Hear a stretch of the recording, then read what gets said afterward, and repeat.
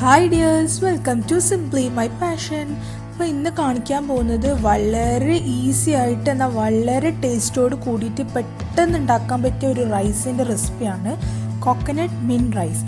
ഈ ഒരു recipe normal പുതിനച്ചോറ് ചെയ്യുന്നത് പോലെയല്ല, ഡിഫറെൻ്റ് ആണ്, ഈസിയാണ് ഉണ്ടാക്കാൻ. നമ്മൾ റൈസ് മാത്രമേ ഇതിൽ കുക്ക് ചെയ്യേണ്ട ആ ഒരു ഇത് വരുന്നുള്ളൂ, ബാക്കിയൊന്നും കുക്ക് ചെയ്യേണ്ട ആവശ്യമില്ല.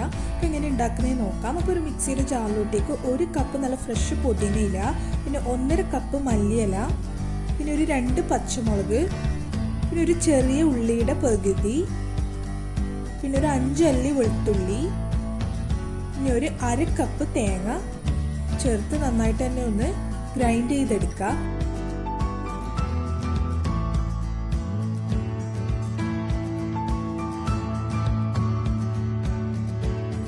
ഇനി നമുക്ക് ഇതിന് വേണ്ട ചോറ് ഉണ്ടാക്കാം. അപ്പോൾ അതിനായിട്ട് 2 ടേബിൾ സ്പൂൺ ഗീ ചേർത്ത് കൊടുക്കുക. ഒരു 2 ടേബിൾ സ്പൂണ് ഓയിൽ ചേർത്ത് കൊടുക്കുക. സൺഫ്ലവർ ഓയിലോ അല്ലെങ്കിൽ വെളിച്ചെണ്ണയോ യൂസ് ചെയ്യുക. ഇനി അതിലേക്ക് ഒരു 2 ഏലക്ക, ഒരു 3 ഗ്രാമ്പു, പിന്നെ ഒരു ചെറിയ ഉള്ളിയുടെ പകുതി ഒന്ന് നേരിങ്ങനെ അരിഞ്ഞിട്ടൊന്ന് ചേർത്ത് കൊടുക്കുക. എന്നിട്ട് അതൊന്ന് സോട്ട് ചെയ്ത് കൊടുക്കുക.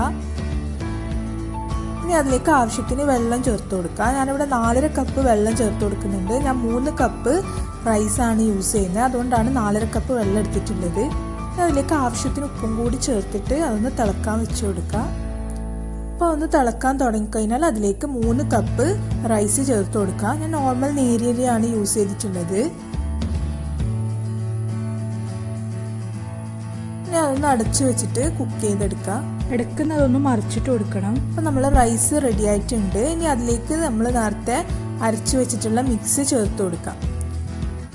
അപ്പം ഈ ഒരു അളവ്, ഈ 3 കപ്പ് അരിൻ്റെ അളവിലാണ് നമ്മൾ ഈ മിക്സ് തയ്യാറാക്കിയിട്ടുള്ളത്. അപ്പം നിങ്ങൾ അരി കൂട്ടുന്നുണ്ടെങ്കിൽ അല്ലെങ്കിൽ കുറക്കുന്നുണ്ടെങ്കിൽ അതിനനുസരിച്ചിട്ട് ഈ മിക്സിൻ്റെ മാറ്റം കൂടി വരുത്തണം. ഇനി നന്നായി മിക്സ് ചെയ്തതിന് ശേഷം നമുക്ക് ഫ്ലെയിം ഓഫ് ചെയ്യാം. ഇനി അതൊന്ന് കവർ ചെയ്ത് ഒരു 15 മിനിറ്റ് വരെ വെക്കുക, എന്നിട്ടേ സെർവ് ചെയ്യാൻ പാടുള്ളൂ. അപ്പോൾ വളരെ പെട്ടെന്ന് ഈസി ആയിട്ട് നമ്മൾ റൈസ് ഇവിടെ റെഡി ആയിട്ടുണ്ട്. നല്ല ടേസ്റ്റാണ്, എന്നാൽ ഭയങ്കര ഈസിയാണ് ഉണ്ടാക്കാനായിട്ട്. അപ്പോൾ ഇതിൻ്റെ സൈഡായിട്ട് ഗ്രേവി ആയിട്ടുള്ള എന്തെങ്കിലും സംഭവങ്ങൾ കൊടുക്കുക. ചിക്കൻ 65 ഗ്രേവി അല്ലെങ്കിൽ ചില്ലി ചിക്കൻ പോലെയുള്ള കുറച്ച് ഗ്രേവി ടൈപ്പ് എന്തെങ്കിലും സൈഡായിട്ട് കൊടുക്കുക. അപ്പം ഞാനൊരു റെസിപ്പി ഇട്ടിട്ടുണ്ടായിരുന്നു, ചിക്കൻ 65 ഗ്രേവി. അത് ഇതിൻ്റെ കൂടെ നല്ല കോമ്പിനേഷനാണ്. അപ്പോൾ അതിൻ്റെ ലിങ്ക് ഞാൻ ഡിസ്ക്രിപ്ഷൻ ബോക്സിലിടാം.